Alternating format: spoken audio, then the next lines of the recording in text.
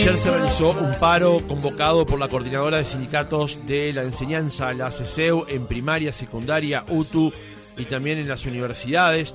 Hoy ese paro continúa, pero en secundaria únicamente, convocado por la FENAPES. Algunos incidentes, obviamente, ayer en el centro de Montevideo, también una expresión de resistencia de parte del presidente de la FENAPES a esta reforma, pero la pregunta que planteamos más temprano: ¿este es el contexto ideal para llevar adelante una reforma que muchos entendemos es impostergable? ¿Cuál es el contexto ideal como para hacer o encarar una reforma de ese tipo? Estamos en comunicación con Juan Pedro Mir, maestro, licenciado en Educación, integrante de EDUI 21. Maestro Mir, ¿cómo le va? Buenos días. Hola, buenos días, ¿cómo andan? Muy bien, muchas gracias por atendernos. Por favor, un gusto. Mir, ¿cómo está usted viendo el contexto actual en el que el gobierno impulsa una reforma en la educación y los sindicatos la rechazan prácticamente que de plano? Sí, es un contexto complejo, ¿no? Es un contexto complejo porque los acuerdos, o mejor dicho, las políticas educativas necesitan, primera cosa, siempre las políticas educativas, por la masa de recursos que implican, por el conjunto de personas, de funcionarios, por el conjunto de población en la que implican. No se olviden que por los edificios de la ANEP entran y salen todos los días 800.000 personas. Entonces, creo que a veces no damos dimensión de lo que significa mover o establecer pautas en políticas educativas en un país como el nuestro, con un fuerte peso de la educación pública, ¿no? Entonces, el contexto ideal yo no sé si existe, no ha existido desde la vuelta a la democracia para acá, nunca ha existido un contexto ideal para desarrollar transformaciones educativas, porque no hemos logrado como país hacer una agenda lo suficientemente amplia que convoque a los distintos actores, que tenga los recursos suficientes, que generen modos de convocatoria a los actores, que incluyen a los trabajadores, pero que incluyen también a las familias, que incluyen también a otros actores de la sociedad civil, para enfilar en miradas a largo plazo. Yo creo que ese es el desafío central. El gobierno está planteando una reforma o una transformación, ahí entra la discusión del término, que me parece que uno lee los documentos y dice, bueno, yo sé hacia dónde quiere encarar. En algunos aspectos me parece que son muy necesarios para el Uruguay del siglo XXI. Hay transformaciones curriculares verdaderamente potentes, como por ejemplo la articulación desde inicial hasta quinto año, hasta tercer año de secundaria, que pasaría a ser noveno. Hay un marco de lo llamado educación en competencias, que está alineado con las principales tendencias mundiales en el diseño curricular. Yo creo que son, si me permiten la metáfora poco académica, son algunas fichas que yo pondría porque va por ahí, la mirada a largo aliento.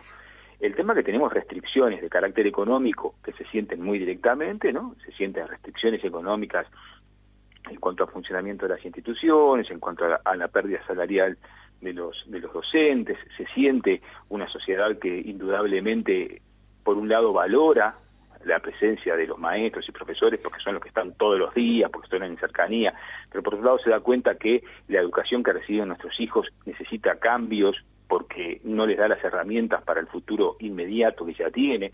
Entonces yo creo que Uruguay, si vos me decís cuál es las 4 o 5 elementos que tiene que haber, bueno, seguir intentando negociar, no en una democracia como la nuestra. Es fundamental negociar, es fundamental encontrar interlocutores, que valga la pena negociar, que triunfe aquel que tire la mano para negociar, tanto sea desde el gobierno como que también valga la pena a los dirigentes sindicales, al conjunto, que valga la pena apostar por el debate, por el diálogo. Eso no es nuevo en el movimiento sindical uruguayo, porque por ejemplo la Federación Uruguaya de Magisterio lo hizo siempre, históricamente negoció, históricamente construyó acuerdos y logró avances en estos años de democracia. Entonces, que valga la pena negociar, encontrar acuerdos y sobre todo es importante trazar líneas que trasciendan los 5 años de gobierno de una administración. Claro. Porque cualquier cambio que vos quieras asumir va a necesitar proyectarse. Y creo que ese es uno de los puntos. Y discutir las condiciones en que esta transformación se está desarrollando y generar los recursos necesarios, económicos, humanos, de infraestructura. Creo que eso es parte del tema. No sé si fui claro. Perfectamente. Y creo que Además de didáctico, es muy ilustrativo para nosotros. Maestro, mire, para no poner palabras en su boca, una reforma, una transformación educativa, una remodelación educativa es imprescindible, impostergable. Mirá, una transformación educativa es una parte de un conjunto de transformaciones que el Uruguay necesita para poder desarrollar un proceso de crecimiento e integración social que hoy está fuertemente amenazado. O sea, hoy tenemos 300.000 uruguayos absolutamente excluidos. Absolutamente excluidos. Víctimas de la violencia, víctimas del narcotráfico, Hoy tenemos 300.000 uruguayos, tenemos 24% de niños pobres, a los cuales el servicio, no solo educativo, sino el servicio en cuanto a la oferta urbana, en cuanto a la movilidad de vivienda, porque todo encadena. La educación no se da en un espacio incoloro e indoloro. No, la educación es una parte de otras transformaciones que si queremos que el Uruguay de nuestros hijos tenga posibilidades que con lucecitas amarillas que se están prendiendo en integración social, en estancamiento económico, en desarrollo de la pobreza, si queremos, la educación es una de las transformaciones. No se le puede pedir a la escuela, al liceo, a la UTU que haga lo que no hace otros partes. Por ejemplo, algo tan sencillo como la red de transporte, como por ejemplo las políticas de vivienda, como por ejemplo las políticas salariales. O sea, la educación es una de las partes. Es condición necesaria para pensar un Uruguay más integrado, más democrático, más republicano. Es condición necesaria, pero no suficiente, ¿no? Mir, la comunicación de parte del CODICEN de la ANEP hasta ahora, ¿cómo usted la evalúa con respecto a la transformación educativa? Y se lo planteo porque ayer a esta misma hora entrevistábamos a Elvia Pereira y una de las cosas que ellos señalaban es que se conocen las cosas en cuentagotas, que no hay una información condensada de lo que va a empezar a ocurrir en el año lectivo a partir de marzo o febrero del año que viene. Mira, yo no sé si es un problema de comunicación o es un problema de, al menos quienes pensamos que ante los problemas de comunicación la única salida es más comunicación. Entonces, yo creo que es interesante o sería necesario, sí, perdón que me repita, que valga la pena negociar. Que valga la pena negociar. Si hoy tenemos que lo que vale la pena es desarrollar propuestas que lo que hacen es pensar el diálogo social, oponerse radicalmente a la reforma, decir francas mentiras sobre la reforma, ¿no? Que la reforma privatiza, que la reforma entrega al FMI, al Fondo Monetario, todas cosas que se cargan de contenido que inhabilitan poder discutir, o que la reforma privatiza la educación. Entonces, me parece que eso, si nos paramos desde ahí, es complejo generar un clima de trabajo. Y por otro lado, desde la administración, que la administración pueda generar y seguir trabajando y dar quizá más tiempos para que áreas tan importantes, y hay que separar, porque una cosa es la función de los sindicatos, y eso el Uruguay no lo tiene muy claro. Y esto es un problema para el gobierno de la educación en Uruguay. Gobierne quien gobierne. ¿Cuáles son las funciones de los sindicatos y cuáles son las funciones, por ejemplo, de las ATD? Son roles totalmente distintos. Entonces, lograr acuerdos con los sindicatos de condiciones laborales, porque los sindicatos, lógicamente, necesitan de discutir el salario y después los elementos que hacen a la constitución de la reforma y las lógicas de un organismo estatal como las ATD, que lógicamente necesitan tiempo para procesar, para discutir, y son muy importantes los aportes que las ATD históricamente han dado a las transformaciones educativas de los distintos gobiernos. Entonces yo creo que quizá uno de los puntos pueda ser seguir creando puentes, pensar en 2023 algunos ejes donde convoque actores de las ATD, actores de la sociedad civil, para hacer, quizás focalizar espacios de la transformación en algunas zonas. Capaz con las discusiones, el camino era que fuera la transformación en todo el país, en todo el mundo, o se podrían haber generado espacios para generar transformaciones en lugares donde se pudiera comprobar que efectivamente esa transformación iba agarrando vínculos con las comunidades, reforzando económicamente. No nos olvidemos que la coalición llegó al gobierno proponiendo la creación de centros educativos que por ajustes presupuestales no los pudo desarrollar, yo sé, por pandemia, por supuesto, pero indudablemente la transformación educativa cuesta dinero, y la pregunta es que como sociedad, y ahí hay que dar el debate, ¿dónde vamos a priorizar el dinero? ¿En qué sectores? ¿Hacia dónde lo vamos a dirigir?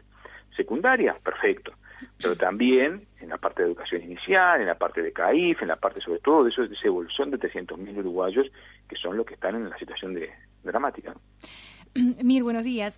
Hola. Yo le quería consultar lo siguiente. Por un lado vemos a Robert Silva diciendo, a pesar de todos los incidentes que se han visto durante estos encuentros cara a cara, que la transformación educativa no se detiene. Del otro lado, escuchamos a los gremios que llaman a, como por ejemplo escuchábamos ayer, a resistir esta reforma educativa. Entonces, la consulta es, en este escenario, ¿cuáles pueden ser las consecuencias de que la transformación educativa continúe de cara al inicio de las clases para el 2023? Mira, la verdad no lo sé. Lo que habría que preguntarse es cuál es la situación en todo el país. Nosotros somos muy montevideanocéntricos, ¿no? Ver cuál es la situación en todo el país, y la situación en todo el país es como se plantea en Montevideo. Eso es lo primero. Si es lo mismo lo que está pasando en Salto, o en Tacuarembó, o en la zona tienen más los índices educativos más complejos, como la zona noreste del límite con Brasil, Rivera, 33, Cerro Largo, que son donde tenemos los peores índices por temas demográficos. Entonces yo creo que no tengo hoy herramientas técnicas para ver o talantear políticamente, para ver cuál es la situación general. Yo creo que es un escenario, viendo posibles escenarios, indudablemente el 2023 puede ser un escenario de conflictos. Ojalá que de acá a allá se construyan líneas para que valga la pena negociar, porque que el gobierno no sienta, y los actores del gobierno sientan que negociar con los sindicatos implica perder legitimidad, porque a su vez hay tensiones políticas que presionan a los actores del gobierno, ¿no? Entonces, que esos actores del gobierno no sientan que negociar con los sindicatos, establecer nuevas pautas más PD implica que le torcieron la mano, y a su vez, desde el mundo de vista sindical, que los actores que promueven la negociación y que promueven una hoja de ruta que quizá, ojalá trascienda el 2025, porque esto, insisto, ninguna transformación educativa puede pensarse con un horizonte de 2025, puedan lograr esa ruta de acuerdo. Y además incorporen otros actores que están muy callados, ¿no? Muy callados. ¿Como cuáles? Pues me llama poderosamente el silencio de actores del partido del Frente Amplio, ¿no? Me llama poderosamente el silencio, porque además hay un tema que no es nada menor en este tema conflictivo que es la educación, que es que los partidos políticos saben que cada vez, sin importar, porque como tenemos desde el 85 para acá, los tres partidos han estado en el gobierno, y los tres partidos políticos han tenido conflictos, algunos de ellos muy grandes, con los sindicatos en la educación, muy grandes, ¿no? Entonces, no nos olvidemos que en el 2015 se dio un decreto de esencialidad contra la educación, gobernando el Frente Amplio. Entonces, no nos olvidemos de discusiones que se daban hace muy poquito, por ejemplo, toda la confrontación por el famoso 6% del PBI. No nos olvidemos que la ley de educación que sacó el Frente, no me acuerdo ahora si 2007 o 2008, sacó exclusivamente con los votos del Frente, y a su vez dentro del Frente mucha gente se oponía porque lo que quería era otro modelo. Entonces, esa falta de acuerdos sobre todo, yo intuyo desde el punto de vista del movimiento político en educación, de sectores que pueden lograr acuerdos, sectores que quieren una educación, proponiendo una educación laica, democrática, estatal, que una educación basada en la ciencia, en los derechos, en las competencias, porque, a ver si me permiten, mucho de lo que hoy está planteando la transformación educativa no es nuevo. Por ejemplo, el marco de competencias fue algo desarrollado por la administración anterior, por ejemplo, a través de la red global de aprendizajes, a través del marco del programa de primera infancia. No es nuevo. Entonces, podrá tener detalles, pero no es nuevo. Entonces, yo creo que hay un gran silencio entre algunos actores, entre ellos, ahí asumo mi cuota aparte de responsabilidad como educador, como parte de la sociedad, que no hemos sido capaces de decir, bueno, no, los extremos que apuntan a una confrontación visceral y radical y de torcer la mano, son los que se están quedando con el eje de la discusión educativa. Uh-huh. Y en el medio, algunos actores, y asumo como actor, no político, no política, pero como profesional, como actor de la sociedad civil, no hemos sido capaces de ser parte, de decir, no, miren, la verdad que entre esos dos extremos se nos va y se nos cuela otros procesos, se nos cuelan otros horizontes de transformación que siguen bloqueando.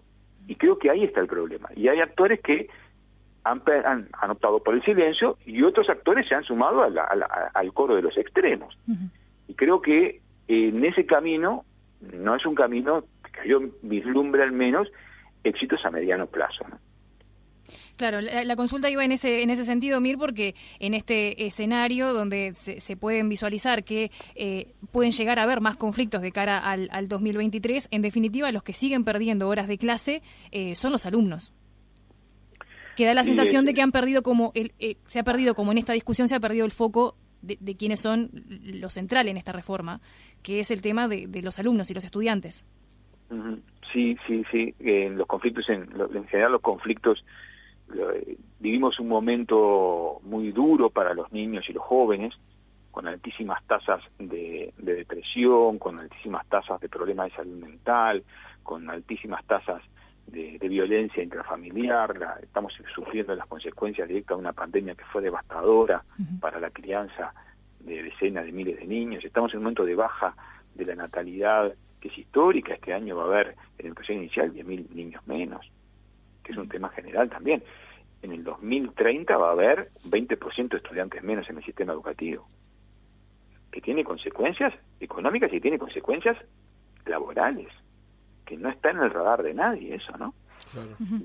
Ahora mi hija me dice, ¿estudio magisterio? Mirá, no sé, pensalo, porque la verdad que yo, cuando estudié magisterio, tenía trabajo seguro.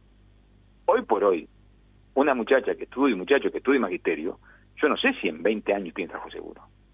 Porque no hay niños. Y eso no está puesto arriba de la mesa, no está puesto y no somos capaces de plantearlo. Entonces, ¿cómo lo van a procesar? Sí, en los conflictos la interrupción es devastadora para quien se deja de... Porque aparte hay un tema que, si ustedes me permiten, hay un sector de la sociedad que como un tren sigue el camino del aprendizaje y sigue produciendo y sigue trabajando. Entonces, como que los que pierden en los procesos de conflicto, el reparto de la pérdida no es igual para todos. Claro. No sé si me explico. Sí, perfectamente. Juan Pedro Mir, maestro licenciado en Educación, integrante de DUI 21, gracias por habernos acompañado esta mañana, por habernos aclarado parte del panorama, porque creo que ha dejado conceptos muy interesantes como para seguir conversando en otra oportunidad. Muchas gracias. Bueno, arriba, hasta luego.